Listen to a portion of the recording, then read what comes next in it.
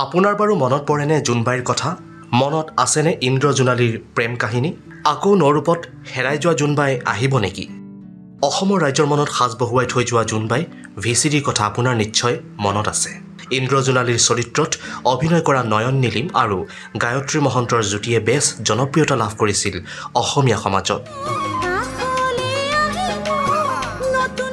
য'ত আজিৰ পৰা প্ৰায় 17-18 বছৰ আগৰ সেই জোনবাইৰ প্ৰতিটো সংলাপেই আছিল মন পৰখা প্ৰতিটো চিত্ৰনাট্যতেই উপস্থাপন হৈছিল নিভাজ অসমীয়া গাঁৱৰ ছবিখন বিশেষভাৱে দৰ্শকৰ মুখে মুখে প্ৰচলিত হৈ পৰিছিল ইন্দ্ৰৰ চৰিত্ৰৰ ডেমফুল কোনোবাই দেখিলে থ ডেমফুল তোক কিবা মই আন কাৰোবাৰ চাইকেলত উঠিবলৈ কৈছো নাই সহা অসমীয়াৰ সমাজ জীৱনৰ ওপৰত আধাৰিত এটা ঘৰুৱা কাহিনীৰে নিৰ্মিত ভিচিডি ছবি আছিল জোনবাই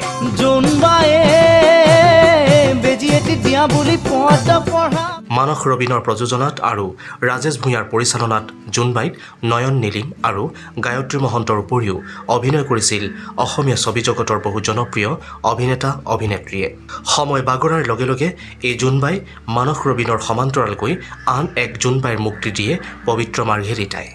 ৰাগৈনিতম আৰু গায়ত্ৰী মহন্তৰ এই জুটিকো ৰাইজে দিছিল মৰম ভিচিডিৰ যুগ কমি অহাত কালক্ৰমত হেৰাই গ'ল এই জোনবাই কিন্তু ৰাইজৰ মনত বহুৱাই থৈ গ'ল সাজ আজিও বিহুৰ বতৰত জোনবাইৰ এই চিৰসেউজ বিহু গীতবোৰে আমনি কৰে আপোনাক আৰু মোক পিছে এই জোনবাই ৰাইজে আকৌ বিচাৰে নেকি এইখিনিতে আছে ৰাইজৰ বাবে এটা ভাল খবৰ অসমবাসীৰ ওচৰত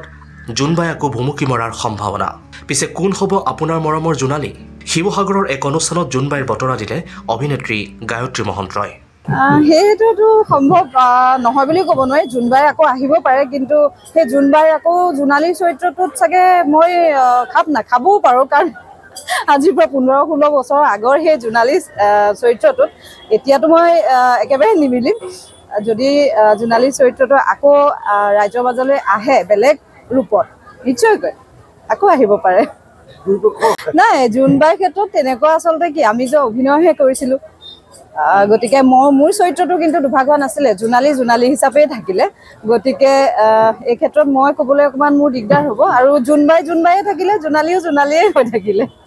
নিশ্চয়কৈ এই জোনবাই যদি অসমবাসীৰ ওচৰত পুনৰবাৰ আহে তেতিয়াহ'লে পূৰ্বৰ সেই মৰমেই লাভ কৰিব এই জোনবাই news desk report India Today any